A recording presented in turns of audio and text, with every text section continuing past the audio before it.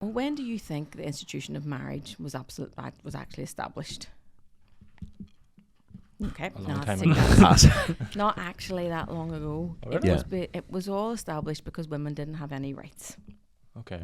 So if we did go to university, like I'm talking like 1900s here, like I'm not talking a long time ago. Yeah. Where if we did go to university, we weren't allowed to work after we went to university. We were only allowed to marry Yeah. and have children. So the institution of marriage was created for the protection of women. Okay, so that's a nice thing, Yeah. you would think. But so who made it? Who created it? Religion, fear and shame, all that stuff. So the idea of that you're going to have one partner for the rest of your life, we have to look at that. Yeah. If that's what you choose, brilliant. But we have to look at things like co-parenting. We have to look at things like there's a new thing now called bird nesting.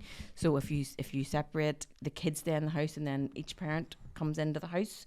You know, they have their days rather than the kids have to be out of their home. Oh, so the kids stay in the house So and the the kids parents stay in move? the house and the parents move. You know, so we have to look at things like this. The data tells us that the chances of us being with that one person for our life are a quarter of the people who get married. So we have to really look at why. Let's try and improve that a bit. But also, why do we have this idea? You know, all the polyamory, you know, the movement into that at the minute. We have to open our eyes to what's going to work for us as individuals. We don't want to hurt anybody. We don't want to be dickheads. But what's actually workable, you know? Mm-hmm.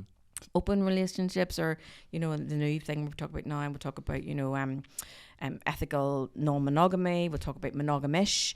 Talk about all different sorts of things, you know. What's your thoughts on like open relationships?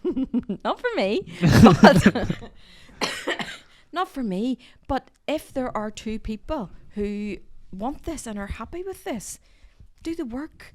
You know, make sure everybody's comfortable and everything's happy, and just have good communication.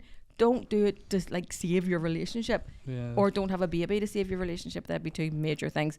But you know, as long as everybody's happy. I mean, statistically, the people who get married and have sex with that one person for the rest of their life, I mean, the data doesn't match up. Like, you know. I think you like know? Ross sort of touched on it earlier. Like a religion, especially over here, plays a big part. Yeah. Where like you might have people who get married and they're just like, even if they're happy, they feel like they have to stick it out. So, you know what I mean? So half of marriages end in divorce, and the other half of them are miserable.